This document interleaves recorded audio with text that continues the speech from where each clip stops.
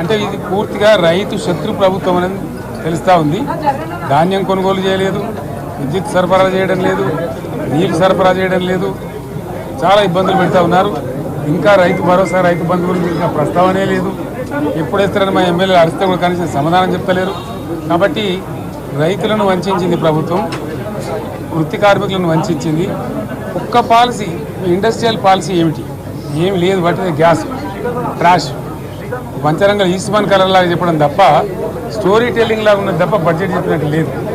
రాష్ట్రంలో వ్యవసాయ పాలసీ ఏమిటి, పారిశ్రామిక పాలసీ ఏమిటి, ఐటీ పాలసీ ఏమిటి, ఇంకా ఇతర అనేక పాలసీలు, పేద వర్గాలకు సంబంధించిన పాలసీ ఏమిటి అనే దాని మీద ఏ ఒక్క దాని మీద కూడా గ్యాస్ ట్రాషే తప్ప, చిల్లర మల్లర ప్లాట్ఫామ్ స్పీచ్ లాగా ఉంది తప్ప, అది బడ్జెట్ ప్రసంగం లాగా లేదు. రాజకీయ సభలలో చెప్పినట్టుంది తప్ప ఏ ఒక్క పాలసీని కూడా నిర్దిష్టంగా ఈ పనిని మేము